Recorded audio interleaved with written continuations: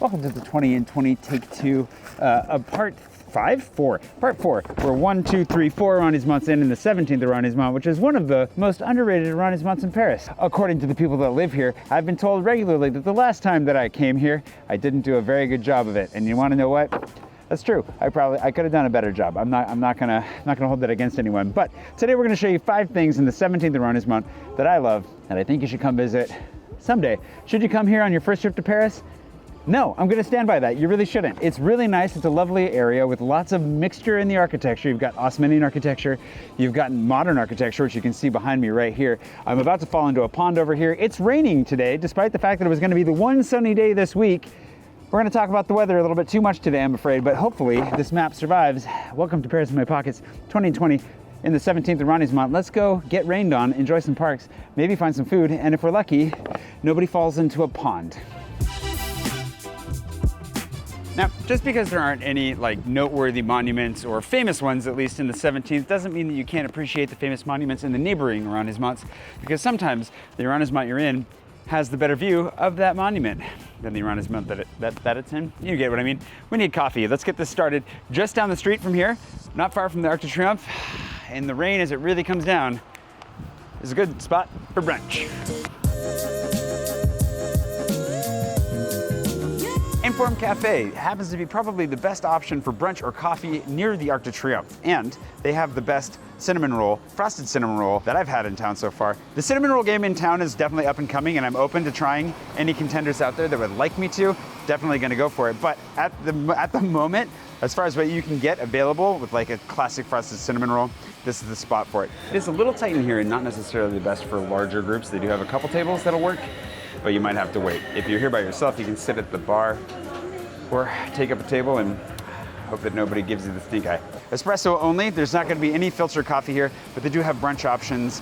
I'm gonna have some granola because I'm gonna avoid the cinnamon roll this morning. As delicious as it is, I'm gonna have to say no for my constitution. But otherwise, great little spot to grab some coffee, go to the Arc de Triomphe, or afterwards, if you'd like, in the morning. And then from here, we're gonna wander on to find some parks. The granola is really good. The cool thing is that while this line is no longer in operation, lines 2 and 6 are. And line 2 and 6 both go above ground, and they are both on where the old wall of Paris used to be. One of the old walls. When we talk about the old wall, there are a lot of different walls, but even though this is no longer in operation, you can take those lines and you can see where the wall used to be, and you can also see where the old city and new city, in a sense, are. The external arrondissements used to be villages around Paris. They didn't used to be central Paris, and it's just kind of fun to get an idea of how Paris slowly evolved outwards. And we're gonna go to a museum in the not too distant future that'll tell you a lot more about that history. It's just not in this arrondissement. Anywho, my whole day has gone to crap as far as the weather goes. It was supposed to not rain for another couple hours. The rain showed up unexpected, as it will. And it's a good reminder that when you're here in Paris, you wanna pack your rain jacket and your sunglasses, because you never know how it's gonna go. I also found this really cool house over a street. Oh no, it's a creche, never mind. It's an official government building. But if you find Rue Bayonne, you might stumble on it. This is the fun part about coming to a neighborhood like this, is that as you take long strolls or you ride your bike, there's still a lot of really cool architecture and a lot of nice stuff to see. Some beautiful flower shops, like the one across the street here. And yeah, Rue Bayonne. Also, what I was gonna say was, while we're bouncing around here, I haven't talked about this in this series yet. I've talked about this a lot before, but if you're ever wondering which arrondissement you're in, it doesn't work on every street sign. There's a street sign across the way that doesn't have the hat, but around the corner one does. You'll just be able to look and see we're in the 17th arrondissement. It'll be right on top. Let's just go to the next park in the rain, because my life is in the rain now.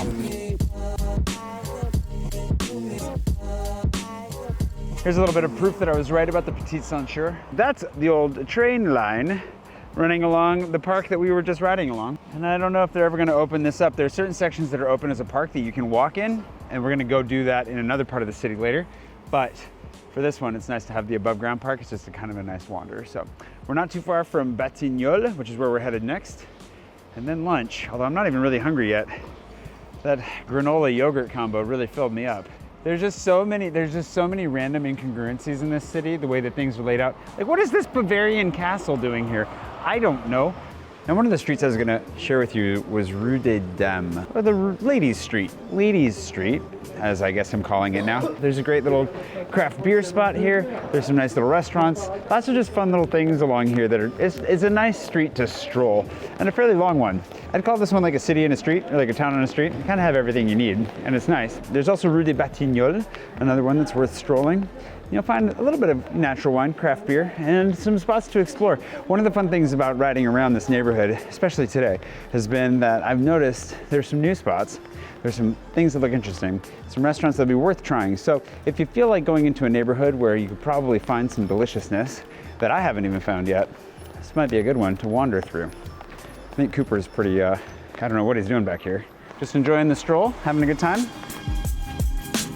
Batignolles Square, I'm not gonna say Square des Batignolles, I could say that, is a wonderful park that also does not allow dogs to walk, apparently. It's a rough one for Cooper, riding around the backpack today. It's a really nice little park, and there happen to be some of my favorite little coffee shop, cookie shop, nice spot to go get some caffeine, some sugar, and take a walk through the park. It's not a bad spot. A great spot for the ducks, the ponds, the creek. It's just really, really nice. And if you have kids, it does have some good offerings for some stuff for the kids to do, as well as easy viewing of the trains as they go by. And yeah, very family friendly. I think that's the 17th in a nutshell, really.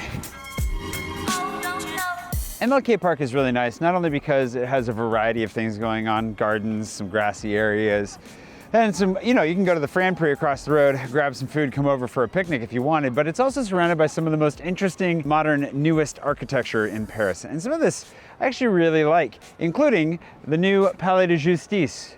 The highest court in the land, the Palais de Justice, used to run everything through the main courthouse, which is an old royal palace in the middle of the city on Ile de la Cité, which we will see later in this series, at the very, very end of this series.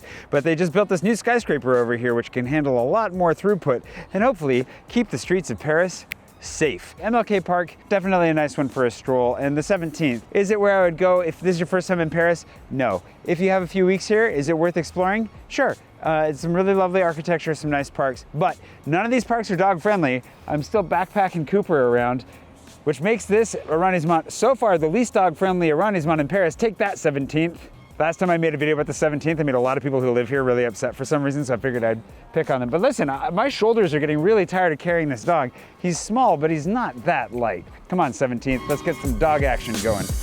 Now that we've done a little bit of exploring in the rain, gotten thoroughly soaked, hope somebody out there somewhere appreciates the pain and suffering that I go through sometimes just to help you find your way around random tiny arrondissements. And if you want to find all these places that I'm referencing that I'm not going to, make sure to grab my guide at parisinmypocket.com. It'll help make the pain and suffering out here worthwhile. Cold and it's rainy, but by the time you get here, it'll hopefully be sunny and warm, because summer theoretically is on its way. Anyway, parisinmypocket.com, grab my guide, lots of little tips and tricks in there like this, and we're gonna be adding a lot of really fun bonuses, you know, just little side quests that are harder to do in the PDF, but we're gonna be adding to it as we go. I'm really excited for that. So, parisinmypocket.com. Let's go meet two of my friends that are gonna join us for lunch here. They were too cowardly to come out into the rain and go for a stroll with us, but that's okay. We can meet them for some delicious, warm, tasty barbecue.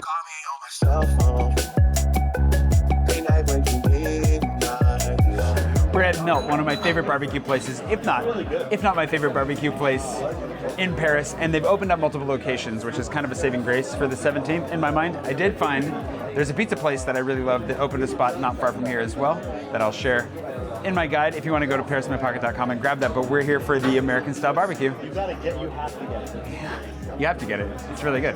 I got the brisket, you got the chicken, he got chicken nut on the sandwich. Okay, controversial statement. I have had really good food in the South, in the United States. Some of the best food I've had in the United States, actually. So there's great Southern food. This is very impressive too, though, I gotta say. It's like a French version, in my opinion.